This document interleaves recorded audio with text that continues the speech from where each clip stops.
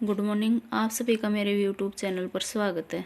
मैं आज आपको आंवले के केयर किस तरह से करें, सर्दियां आ रही हैं तो इनकी केयर करना भी ज़रूरी है, और आंवले से के खेत से डबल पैदावार कैसे ले सकते हैं वो संपूर्ण जानकारी देती हूँ। तो जैसे बड़े आंवले हो गए हैं उनको इस तरह से बांध देना चाहिए रस्सी लेकर, और प्रत्येक प्लांट को इस तरह से बांध देना चाहिए, क्योंकि इनके साइड में जब फसल के लिए ट्रैक्टर आता घूमता है इनके चारों तरफ तो इनकी टहनियाँ टूट जाती हैं, और इनकी छाया है इसके नीचे जो भी अपन फसल ग्रो करते हैं वो उगती नहीं है, और उग जाती है कोई तो वो जल जाती है।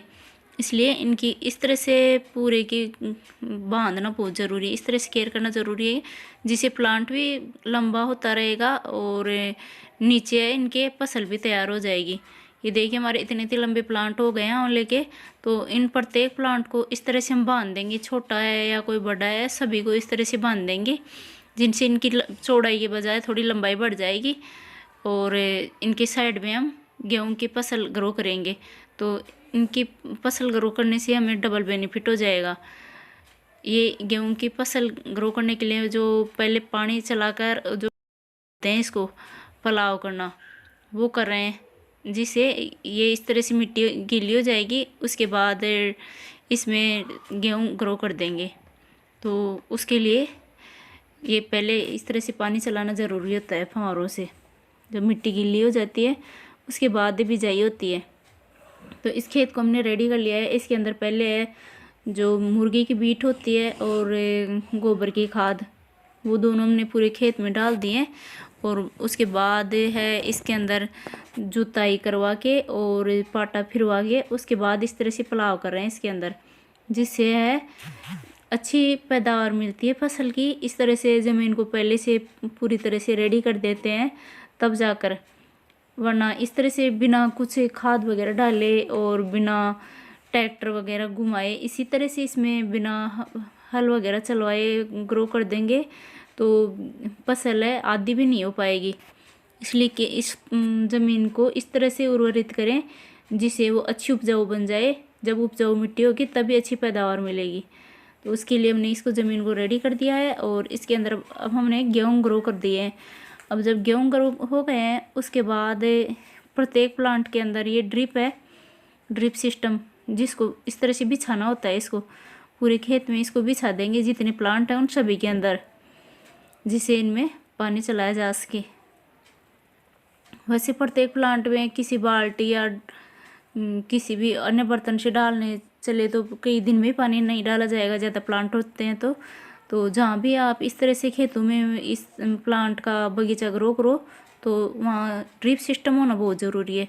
जब ड्रिप सिस्टम होता है तो उसकी मदद से प्रत्येक प्लांट में इस तरह से पानी आसानी से बूंद बूंद से चला जाता है। तो हमने पूरे खेत में इस तरह से प्रत्येक प्लांट के अंदर ड्रिप बिछा दी है, और उसके बाद इनके इस तरह से क्यारे बना रहे हैं जिसके अंदर पानी भरा जा सकेगा। जो भी खरपतवार है वो निकाल कर और इस तरह से प्रत्येक प्लांट के इस तरह से क्यारे बना देंगे, जिससे सर्दियों में इनके अंदर इतना पानी भरा जा सकेगा जिससे इन पौधों की अच्छी ग्रोथ हो सकेगी। ये देखिए इनके अंदर खरपतवार आ रखी है, तो ये उखाड़ कर और जितने भी हमारे प्लांट हैं सभी के अंदर इस तरह से क्यारी बनाएंगे, और क्यारी बनाने के बाद है इनके अंदर फर्टिलाइज़र डालकर और फिर उसको अच्छे से निराई गुड़ाई कर देंगे ढंग से, जो मिट्टी में मैश हो जाएगा। तो सर्दियों में ये वैसे तो ये प्लांट जल जाते हैं, इनके पतझड़ का टाइम होता है सर्दियाँ, पर जब गर्मियाँ आएंगी तब ये स्ट्रोंग रहेंगे और जल्दी इनमें फुटान होगा। तो इस तरह से इनको पहले से रेडी करना ज़रूरी होता है। अच्छे से इनमें क्यारी वगैरह बनाकर फिर इसमें अच्छे से फर्टिलाइज़र अप्लाई कर देना होता है। देखिए इनके इतनी इतनी बड़ी क्यारियाँ बनाई हैं हमने प्रत्येक प्लांट के नीचे,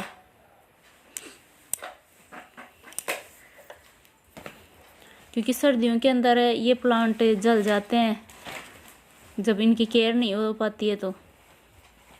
तो इनकी ये क्यारी बनाकर पानी हर 3 या 4 दिन के अंदर चलाते रहेंगे तो ये प्लांट जलेंगे नहीं, इनके पत्ते जड़ कर वापस फिर नए पत्ते आ जाते हैं।